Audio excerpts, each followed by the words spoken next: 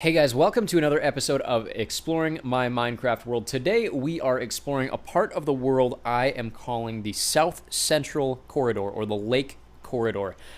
This sits one east of center, and it's all four cities south of Briarwood, or even with Briarwood, I suppose. That includes, let's see, Lanceter.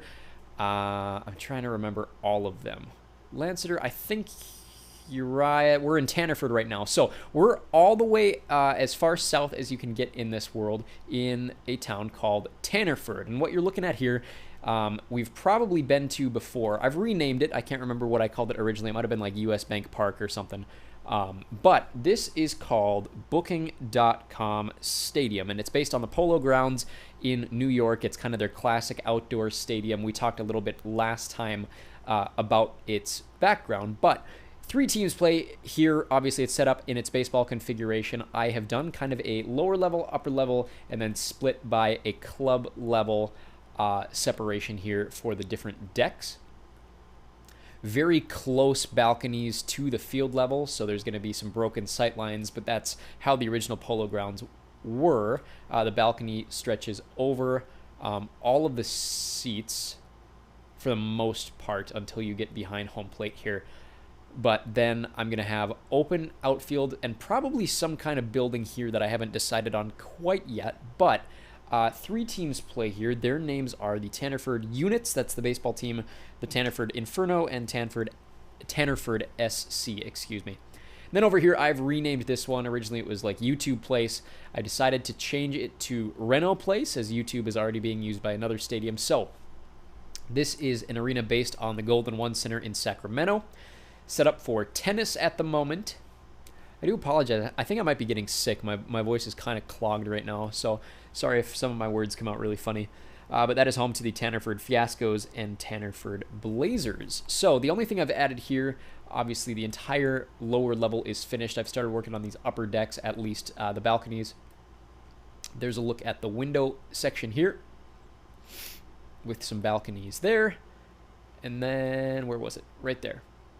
Some media centers, media rooms that I've been working on here in the colors of the different teams. A lot of bright colors down here in Tannerford. So that is Tannerford. We are going to work our way up all the way to Lanceter. Eventually there's going to be a lot of water that surrounds these. That's why I've called it kind of the lake corridor. But what should we talk about in the meantime? I've been watching The Boys recently, and I'm not quite sure how I feel. So a lot of people say it's slowed down as time goes on for The Boys.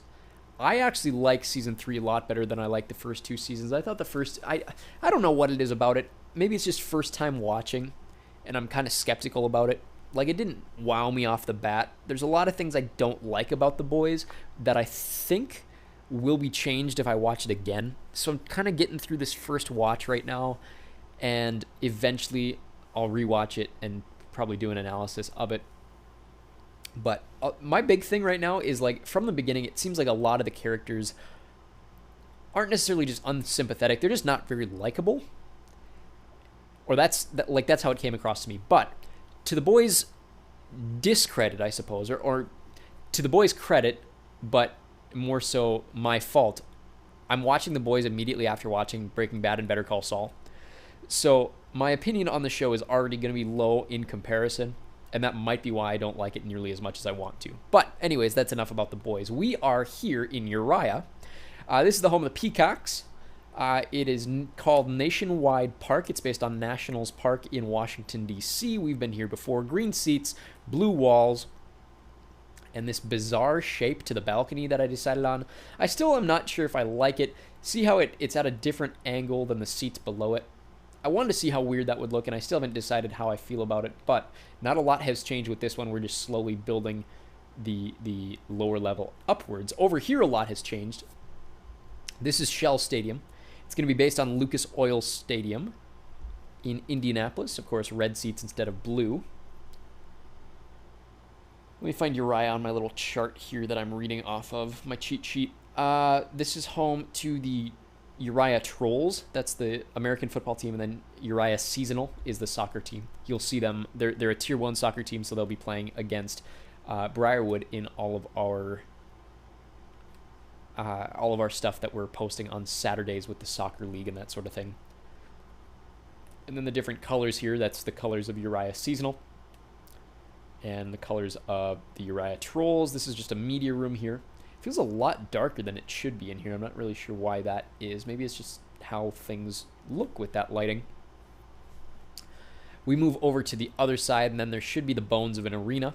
That's kind of the case with all of our arenas. This one is kind of built a little more based on Bridgestone Arena. It's called the Chevrolet Center. It's got brown seats instead of, I think they're blue. They might be black at Bridgestone Arena. It's been a long time since I was in Nashville.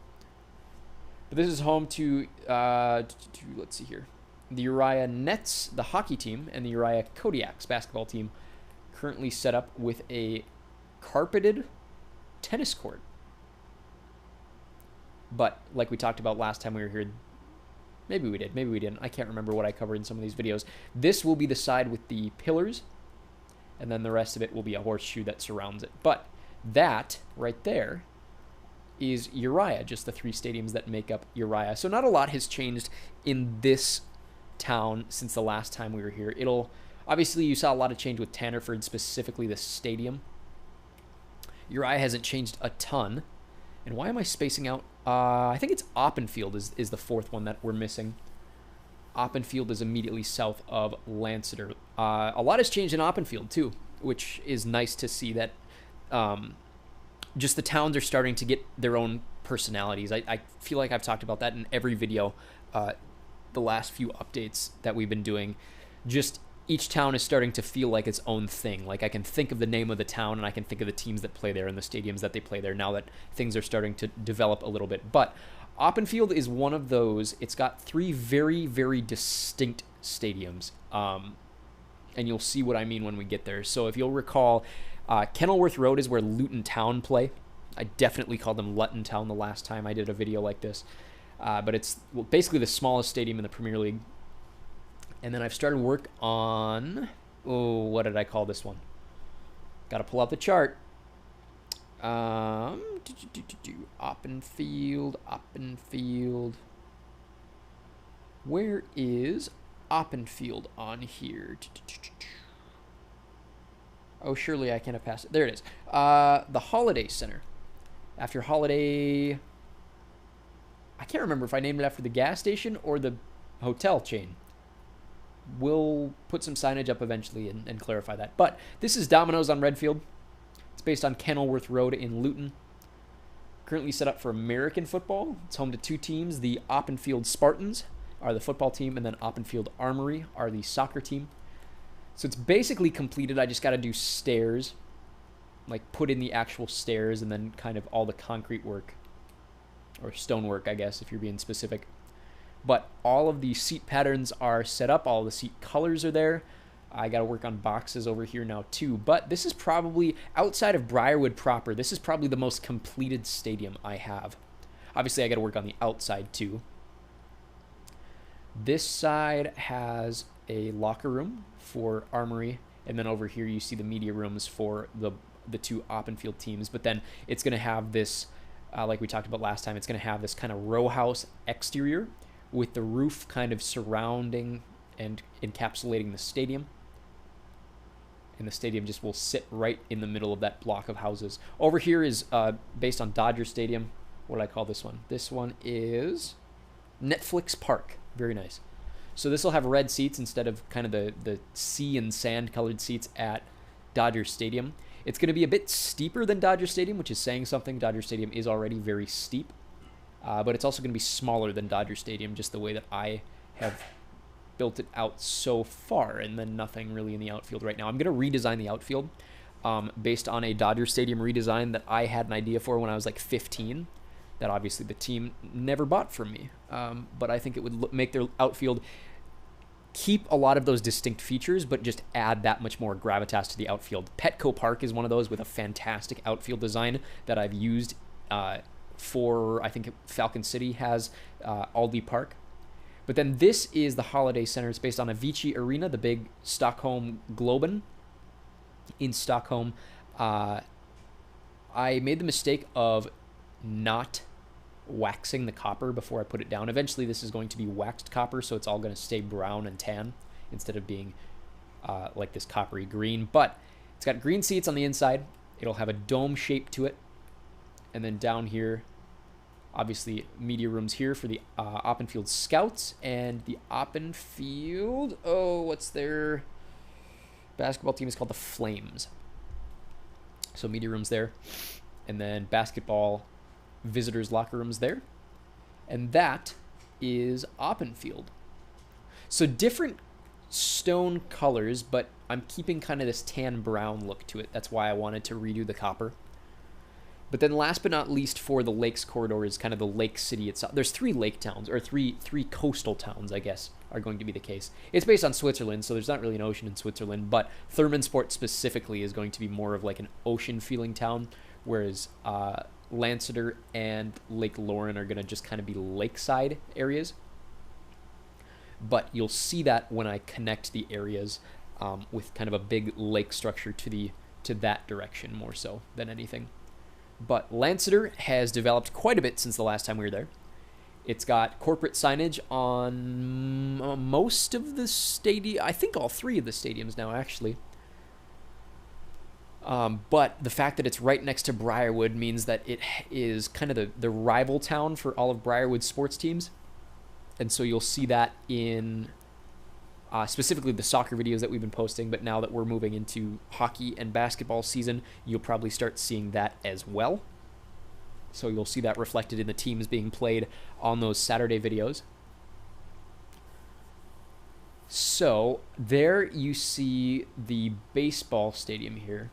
The station is kind of more out of the way than all of the other stations for other towns. So we got to go all the way to the edge here. There we go. And this is MetLife Field. So we were here before. It's based on Citi Field in Queens, where the Mets play. Flipped the outfields, as I do with basically every baseball stadium. So you can't really see it with the lighting right now, but the bridge is in left field over the bullpens in now left field. There's that bridge right here. And then you have the tiered section that is usually in left field now in right, with a party deck that I'm not sure what to do with yet there. Haven't dug out any of the staircases, slowly working my way in the foul territory seating here. But then you see the MetLife logo over the scoreboard in center field. Black batter's eye. And then this is kind of a fountain structure. I haven't really built anything, but it's obviously based on the Big Apple structure that they have in center field at Citi Field. Chrome Center, I haven't really added much. I'm starting to work from the ground up here. I finished the entire floor for the clay tennis court here. This is based on Climate Pledge Arena in Seattle. So you'll see the windows in the back there. And then the different colors here, gray and blue. This one is gray and navy. That one is just gray and royal blue for the different teams here. The Lanceter Fishers. And I'm trying to remember the other team. Lanceter, got to check my chart here. Lanceter Fishers is the hockey team, and Lanceter Whitecaps is the basketball team. Lanceter Lakers is the baseball team. And then over here at Nestle Field, I already talked about, yes, I know it's problematic, but Nestle is probably the most well-known company in Switzerland, so I figured it was appropriate, despite the human rights record, to sponsor one of the stadiums. And so Lanceter fell victim to that. Checkerboard end zones here. The seats are going to be blue. The football team has teal and yellow as their colors. That's the Lanceter Sharks. Blue and yellow are the colors of Lanceter FC, the soccer team. But this is based on Heinz Field in Pittsburgh. So this will be the exposed end zone.